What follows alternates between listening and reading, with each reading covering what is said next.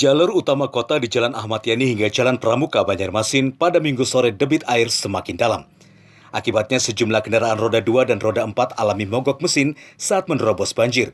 Kondisi ini memicu kemacetan arus lalu lintas jalan. Guna mengantisipasinya, jasa layanan towing atau truk pengangkut mobil disiagakan di jalanan. Seorang warga merasa terbantu setelah sehari semalam mobilnya mangkrak. Hari kemarin sebenarnya mogoknya itu karena ada suatu sampah atau kayu besar gitu ngalangin, terus dia mobilnya, itu kan nggak bisa jalan daripada itu saya keluar dulu mati. Jadi ini kan kayak aja sampai ke pakai truk ini. Tadi nemu di jalan sih, nanya masih ada nggak di unit, ada unit lagi nggak diangkat, katanya nggak ada, terus saya mesen langsung. Kemacetan parah juga terjadi di Jalan Utama Ahmad Yani, kilometer 5 Minggu siang, setelah pohon peneduh tumbang ke jalan.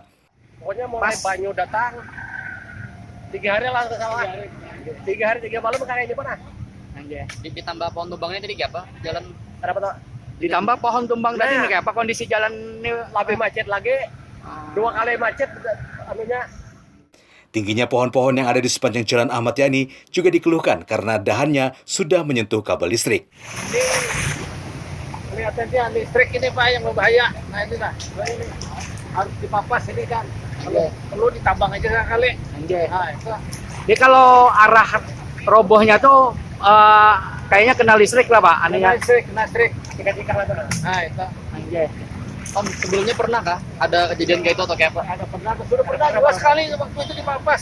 Sudah pernah terjadi dulu kan. Waktu itu udah pohonnya pernah.